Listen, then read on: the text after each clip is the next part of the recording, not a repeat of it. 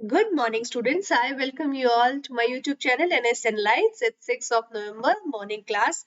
इस क्लास में हम रेगुलर एक मेंस आंसर प्रैक्टिस करते हैं और ये 127 क्लासेस हो चुकी हैं. अगर आप चाहें तो पीछे जाके सारी क्लासेस देख सकते हैं. आज हम पेपर 2 करेंगे. पेपर 2 का ये हम रेगुलर हमारा रोटेशन में पेपर चलते हैं like to paper 1 to 4 for GS means right. ये पेपर 2 का आज हम क्वेश्चन डिस्कस करेंगे. काफी नया है और एक तरह से हम सिविल सर्वेंट्स के लिए बहुत इंपॉर्टेंट ये टॉपिक है. मिशन कर्मयोगी आपने सुना होगा, बहुत न्यूज में था.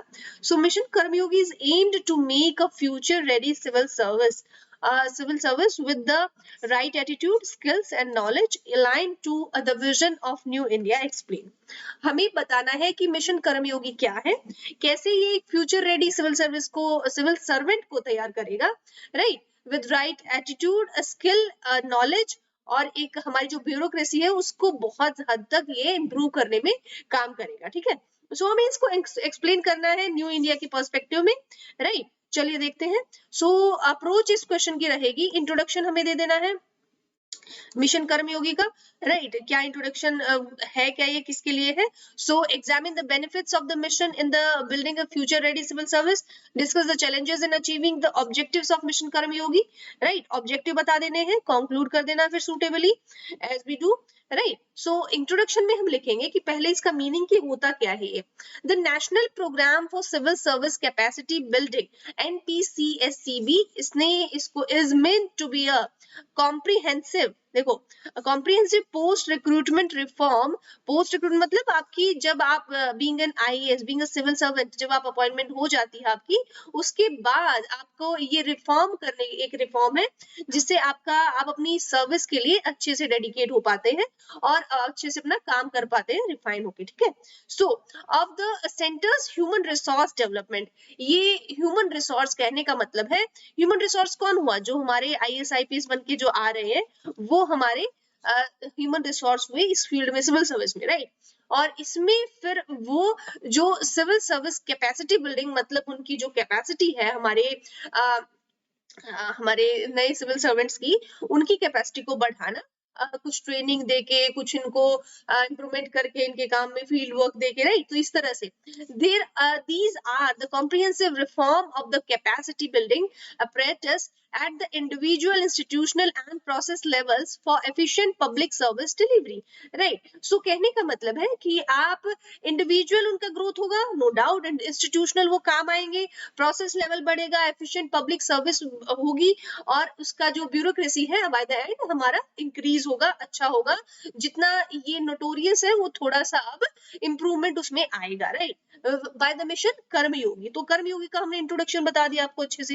It aims to prepare Indian civil servants for the future by making them more creative, constructive, imaginative, proactive, innovative, progressive, professional, energetic, transparent and technology enabled. कहने का मतलब जितनी क्वालिटी एक बीइंग अ सिविल सर्वेंट होनी चाहिए वो सब इसमें मिशन कर्मयोगी की हेल्प से इंप्रूव होगी या वो क्वालिटीज लाई जाएंगी. ठीक है. ये आप बिल्कुल ये कीवर्ड्स एक एक करके याद रखिए, बहुत जरूरी है.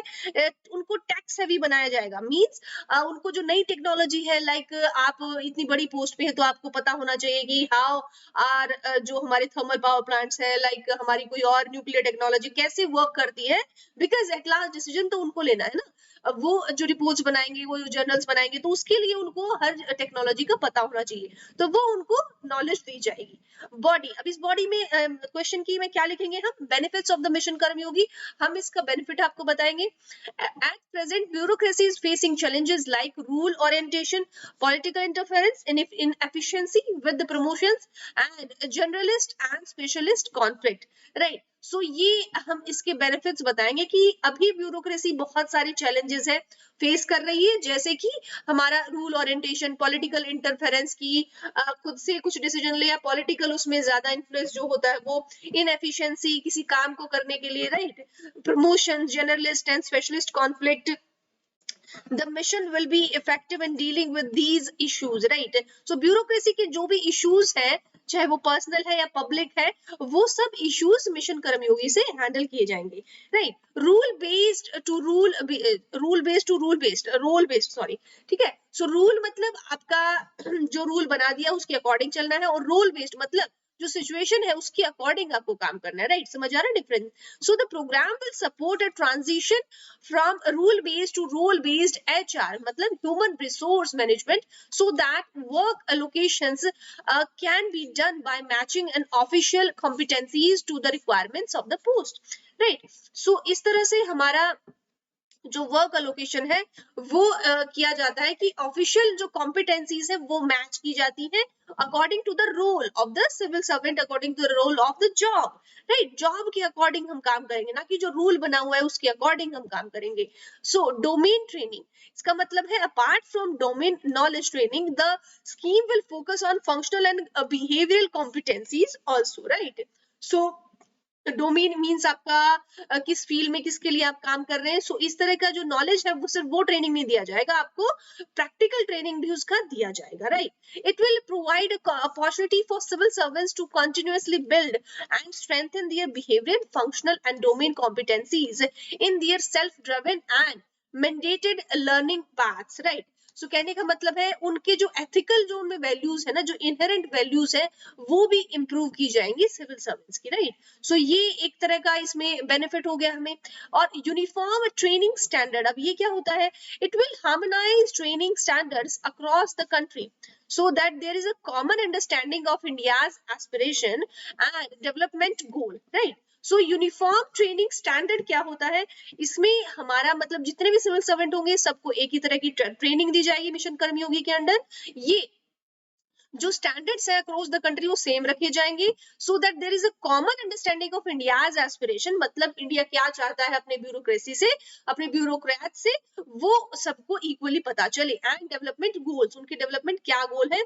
ऑन साइट लर्निंग मतलब आपका जो साइट है, जैसे कि फील्ड मैंने बोला आपको फील्ड वर्क आपको कराया जाएगा, प्रैक्टिकल आपको नॉलेज दी जाएगी, राइट। सो प्रैक्टिकल आपको नॉलेज दी जाएगी। It will emphasis on site learning, आपको साइट पे ले जाके प्रॉपर बताया जाएगा कि सपोज अगर if there is a flood situation in the particular area, so how will you react, right. तो आप कैसे रिएक्ट करेंगे एक पर्टिकुलर सिचुएशन में, आप कैसे सपोज आप स्लम्स एरिया में आपको लेके जाना है कि आप कैसे काम करना है, या कोई सपोज जैसे हमारा न्यूक्लियर टेस्ट हुआ है, आपको ऐसे में किस तरह से मैनेज करना है चीजों को, right. So that's how. So off site to complement the off site learning, right. और ऑफ साइट मतलब जो आपको थ्योरेटिकल जो नॉलेज दी जाएगी उसको कॉम्प्लीमेंट करेगी फिर वो। अडॉप्शन ऑफ बेस्ट प्रैक्टिसेस, अब बेस्ट प्रैक्टिसेस कौन कौन सी है, like it will encourage and partner with the best in class learning content creators including public training institutions, universities, startups and individual experts, right। तो इस तरह से हम जो इंडिविजुअली हमारी जो बेस्ट प्रैक्टिसेस है हम वो भी फॉलो करेंगे। चैलेंजेस क्या है इस मिशन के, जॉन मैनार्ड कीन्स, आपको पता है कीन्स फॉर्मूला जो हम इकोनॉमिक्स में बहुत अच्छे से पढ़ते हैं, Keynes the economist once just said that the difficulty lies not in the new ideas but in escaping from the old ones, right। so देखो अब डिफिकल्टी मतलब मुश्किल एक्चुअल में है क्या, मुश्किल ये नहीं है कि नए जो हम चीजें अपना रहे हैं उसमें, बट जो हमारी पुरानी जो आदतें हैं उनको छोड़ने में जितनी प्रॉब्लम हमें होती है ना, वो नया अपनाने में इतनी प्रॉब्लम नहीं होती। कहने का मतलब है कि हम अगर इसमें अपनी सिचुएशन में इसको डालें तो हमारी जो पुराना सिस्टम है, हम जो सिस्टम को हमेशा अब्यूज करते रहते हैं कि the system is not good, यहाँ पे करप्शन है, ये प्रॉब्लम है, तो अगर हमारा सिस्टम ऐसे ही पहले से ही जमा हुआ है, ऐसे बना हुआ है, ऐसे काम ही कर रहा है, तो उसको छोड़ के नया अपनाने में हमें प्रॉब्लम बहुत होने वाली है, बजाय इसके कि हमको नया हम जो कर रहे हैं उसको यूज करने में। सपोज जैसे कि मुझे आदत है अपना एक पुराने लैपटॉप से काम करने की, लाइक जस्ट फॉर एग्जांपल। सो अगर मैं नए लैपटॉप में काम करती हूँ तो मुझे नया लैपटॉप काम करने में अच्छा रहता है, नो प्रॉब्लम उसमें, बट मुझे जो यहाँ पे मैं काम करती हूँ ना वो मुझे यहीं पे काम अच्छा लगता है, बट इसको मैं स्विच करना थोड़ा अवॉइड करती हूँ दूसरे लैपटॉप में, राइट। सो इस तरह से एक एग्जाम्पल है कि आप पुरानी चीजें बहुत मुश्किल से छोड़ पाते हैं। There is a tendency in the bureaucracy to resist the change which challenge their status quo, मतलब एक टेंडेंसी है कि ब्यूरोक्रेसी में कि आप चेंज को रिस्ट्रिक्ट करते हैं, वहां जो स्टेटस है उसका वो वही बनाए रखना आप चाहते हैं. So the bureaucracy too must understand need of domain knowledge and the importance of moving away from generalist to specialist approach. So bureaucracy को भी समझना चाहिए कि डोमेन का नॉलेज ही सिर्फ होना नहीं काफी नहीं है. Importance of moving away from journalist, जो पहले हम जर्नलिस्ट अप्रोच अपनाते थे अब स्पेशलिस्ट अप्रोच की हमें जरूरत है, वो हमें चाहिए. सो today's world the governance is getting technical and each passing day and hence its importance that the person in the authority too should have the requisite skill and experience in that particular area. Of course, अगर आप being an IAS जाते हैं तो आप सिर्फ आप कहते रहते हैं कि हम हमें टेक्निकल नॉलेज नहीं है, हम सिर्फ इतना पढ़ के एग्जाम क्लियर कर ले वही बहुत नहीं, but after you clear the exam तो उसके बाद भी आपका एक नया ही सफर शुरू होता है, ट्रेनिंग होता है, आपको बहुत ज्यादा हेक्टिक होता है, हर तरह की टेक्नोलॉजी आपको यूज करना आना चाहिए, आपको बाद में यूज करना भी पड़ेगा और आपको प्रॉपर उसका ट्रेनिंग भी दिया जाएगा, राइट. सो दैट्स हाउ आपको जो गवर्नेंस है वो हर दिन प्रतिदिन मतलब बहुत ज्यादा ये टफ बनता जा रहा है, टेक्निकल होता जा रहा है. जैसे कि जिस तरह की साइबर अटैक्स हो रहे हैं और अब तो आफ्टर कोरोना हमारा जो इम्पैक्ट है वो बहुत ज्यादा हम डिपेंड हो गए टेक्नोलॉजी पे, तो इस तरह से जो हमारी जरूरतें हैं बहुत ज्यादा अब टेक्निकल हो गई हैं, तो उसकी अकॉर्डिंग हमें मिशन कर्मयोगी क्या करेगा, हमें टेक्निकल बनाएगा, ठीक है. So thus there should be a behavioural change in the bureaucracy, right. So there should be a behavioral change in bureaucracy too, and they must embrace the change as a need of the hour and not an attack on their status quo, ठीक है. So ऐसे में हमें क्या करना चाहिए कि behavioral change थोड़ा सा होना चाहिए, ब्यूरोक्रेसी का थोड़ा चेंज तो होना जरूरी है. सिस्टम बहुत बीच बीच में कई बार उसमें लूप होल्स है बहुत सारे, and they must embrace the change, और जो नया चेंज है उसको बदलाव को स्वीकार करना चाहिए अच्छे से. So moreover these online courses must not become another opportunity for the officers to go for the sabbatical leaves. तो कहने का मतलब है कि ये जो ऑनलाइन कोर्सेज हैं ये एक और अपॉर्चुनिटी को खोलेंगे जो हमारे जो ऑफिसर्स हैं, और उनको फालतू के जो इधर उधर की जो लीव्स है वो उन पे जाने के लिए.